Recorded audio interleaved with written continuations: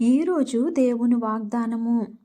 ఇదిగో ఇప్పుడే మిక్కిలి అనుకూలమైన సమయము. ఇదిగో ఇదే దేవుని రక్షణ దినము.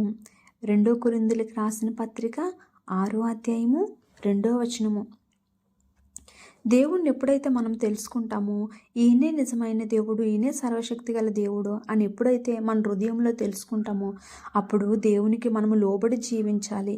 కానీ కొన్నిసార్లు ఎలా ఉంటుందంటే ఈయనే నిజమైన దేవుడు, ఈయనే సర్వశక్తి గల దేవుడు అని తెలుసుకున్నప్పటికీ కూడా మనము ఈ లోకాన్ని చూసి భయపడతామో లేకపోతే వేరు వేరు కారణాలు బట్టి మనము ఇంకా హృదయంలో క్రీస్తుని అంగీకరిస్తాం కానీ బాహ్యంగా మనము అంగీకరించలేని పరిస్థితులు చాలామంది ఉన్నారు. కానీ దేవుని వాక్యం ఇలా సెలవిస్తుంది, ఎవనికి యాకోబు దేవుడు సహాయకుడగునో, ఎవడు తన దేవుడని యెహోవా మీద ఆశ పెట్టుకునో వాడు ధన్యుడు అని.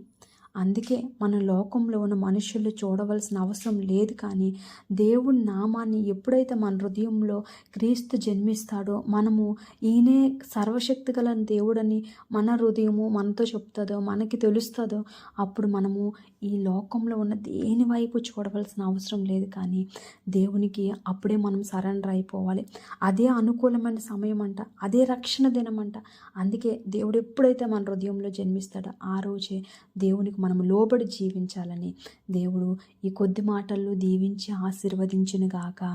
ఆమేన్.